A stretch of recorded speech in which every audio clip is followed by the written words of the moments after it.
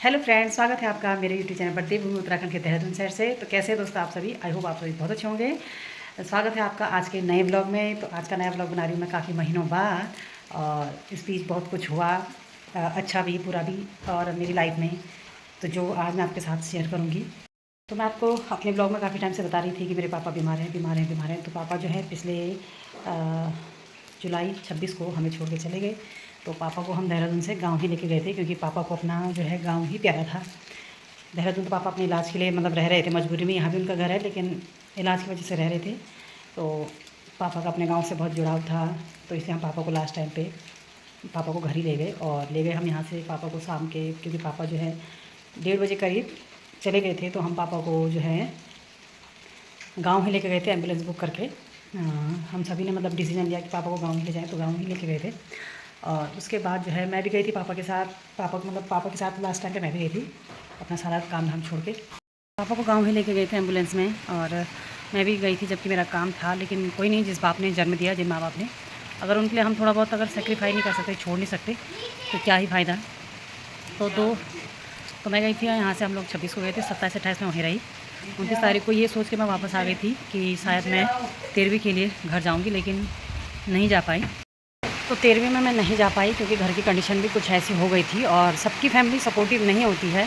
इस बीच थोड़ा बहुत सपोर्ट, हाँ थोड़ा बहुत ही बोलूँगी मैं, ज़्यादा नहीं बोलूँगी, मेरे हस्बैंड का रहा क्या, क्योंकि हम यहाँ से पापा के लास्ट टाइम मतलब पापा के गुजरने के बाद हम पापा को लेके चले गए थे। तो यहाँ वाला घर उनका खाली रह गया था। तो मेरे हस्बैंड जो है रात को, जब तक मैं घर रही तो वो अकेले रहते थे, वहाँ जाते थे मतलब रात को, क्योंकि कहते हैं कि घर को अकेला नहीं छोड़ना होता है। तो जब मैं घर से आई तो मैं भी उनके साथ फिर मतलब होता ना कि अकेला आदमी, बरसात का मौसम था और रास्ते भी ख़राब थे, तो मैं मतलब साथ करने के लिए मैं चली जाती थी, ताकि कोई कल के दिन कोई अगर ऊँच नीच हो गई तो कोई कुछ ना बोले, ब्लेम ना करे मेरे पापा को। इस वजह से मैं अपने हस्बैंड के साथ मैं भी गई। 15-16 दिन तक मतलब हम लोग वहाँ गए। तब मेरी बहन लोग आ गए थे, तब वो रहे। फिर घर से भाई लोग आए जब 13वीं वगैरह के बाद, तो घर में हवन कराया और अब वो लोग रह रहे हैं। माँ अभी जो है हमारी घर में ही है। माँ को भी शुगर का प्रॉब्लम है, और जब पापा गुजरे थे तो माँ का जो है ऑपरेशन हुआ था। उस टाइम पे 1 महीना हुआ था माँ के ऑपरेशन का, गॉल ब्लाडर का।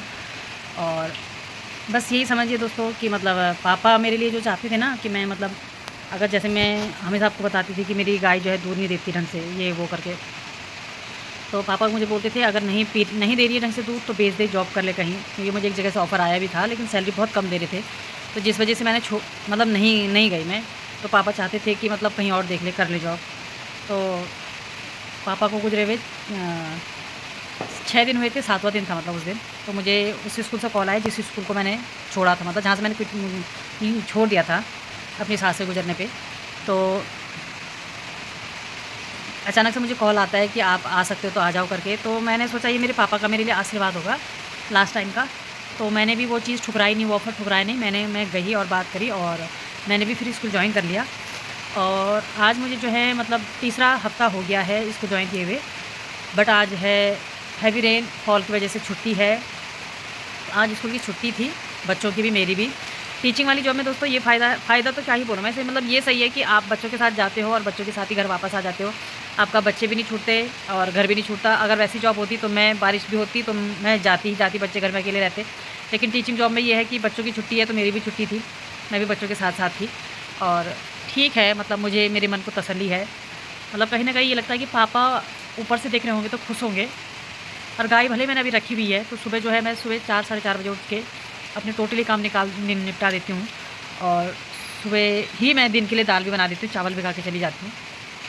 गाय का दूध निकालना, 4-4 टिफ़िन पैक करना, 2 रोटी मैं अपने लिए भी ले जाती हूँ, बच्चों के 2 टिफ़िन, एक हस्बैंड का, ससुर जी के लिए रोटी बना के जाती हूँ।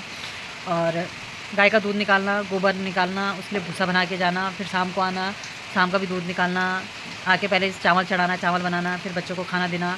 बहुत सारे काम हो जाते हैं, लेकिन मन को सुकून है। और जब से मैं स्कूल ज्वाइन किया तब से मेरे फेस में थोड़ा-सा, बहुत ज़्यादा तो नहीं लेकिन बहुत थोड़ा-सा फ़र्क पड़ गया है। नहीं तो पहले ऐसा हो रहा था बहुत ही ज़्यादा गंदा, आजकल थोड़ा-सा ठीक लग रहा है। और बारिश जो है इस बार बहुत ज़्यादा, बहुत ही ज़्यादा हो रही है, क्योंकि नुकसान भी बहुत ज़्यादा हो गया है। मैं दिखाती हूँ आपको। खेतों में धान भी हमने लगा ही रखे हैं, तो देखते हैं क्या होता है। बाल भी आ गई है, देखिए तो बाल आ रखी है। और खेत इस बार हमारी क्यारियाँ बिल्कुल खाली हैं, कुछ नहीं हुआ इस बार मेरा साग सब्जी। यहाँ पे मैंने थोड़ा सा राई बोई है, ये वाले पोर्शन में राई मेरी जम गई। मैं बोलती कहते हैं कि श्राद्ध से पहले जो है राई जो बीज बाज बोना होता है वो बो देना चाहिए। तो मैंने भी एक दिन स्कूल की छुट्टी थी उस दिन और धूप लग गई थी। छुट्टी तो बारिश की वजह से थी लेकिन धूप लग गई थी, तो मैंने भी क्यारी खोदी और उसके दूसरे दिन वहाँ पर बीज डाल दिया। तो मेरी राई जो है जम गई है। तो चलिए दोस्तों, इसी के साथ करती हूँ मैं ब्लॉग को बंद। और एक ये है कि माँ बाप जो है, माँ बाप से बढ़कर कोई नहीं है लाइफ में, ना बच्चे ना हस्बैंड। जैसा माँ बाप होते हैं वैसा कोई भी नहीं होता है, बच्चे भी नहीं होते हैं, हस्बैंड भी नहीं होते हैं।